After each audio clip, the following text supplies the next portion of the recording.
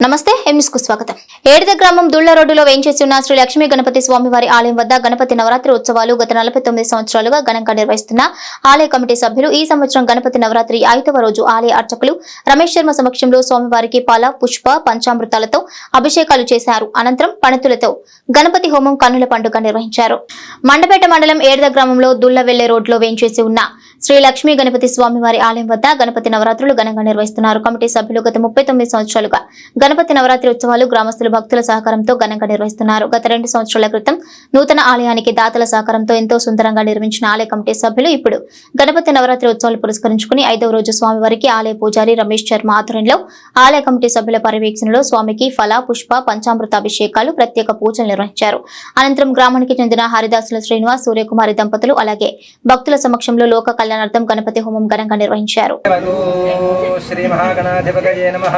ఈ రోజున ఏడిద గ్రామంలో వెలిసినటువంటి దుల్ల వెళ్ళే మార్గంలో వెలిసిన లక్ష్మీ గణపతి స్వామివారి ఆలయం వద్ద గత 38 సంవత్సరాలుగా అనగా ఇది 39వ సంవత్సరం ఈ రోజున 5వ రోజు సందర్భంగా స్వామివారికి లక్ష్మీ గణపతి హోమం పంచామృతాభిషేకాలు అనంతరం గోపూజా కార్యక్రమం అలాగే ప్రతి ఏకాదశి నాడు కూడా ఏకాహం చేసుకుని అనంతరం నవరాత్రులు అయిన తర్వాత సంతర్పణ కార్యక్రమాలు కూడా ఊరిలో ఉన్న గ్రామ ప్రజలు ఆలయ ఉత్సవ కమిటీ గ్రామ ప్రజల సహాయ సహకారాలతో కూడా అన్ని కార్యక్రమాలు కూడా నిర్వహించడం జరుగుతుంది. ఈ రోజున జరిగేటువంటి గణపతి పూజా కార్యక్రమం హోమ కార్యక్రమంలో గ్రామస్తులందరూ సహాయ సహకారాలతోనూ ఎంతో విశేషంగా కలవు కపి వినాయకవు చండి కలియుగంలో విశేషంగా గణపతి హోమం చేస్తే ఫలితం 1000 రెట్లు ఫలితం వస్తుందని శాస్త్రం చెప్తుంది.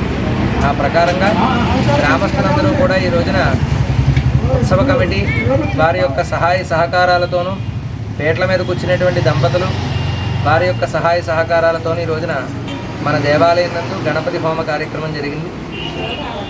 తదనంతరం స్వామివారి యొక్క ప్రసాద వితరణ అందరికీ ఆశీర్వచనం ఇత్యాది కార్యక్రమాలన్నీ కూడా పూర్తి చేసుకోవడం జరిగింది.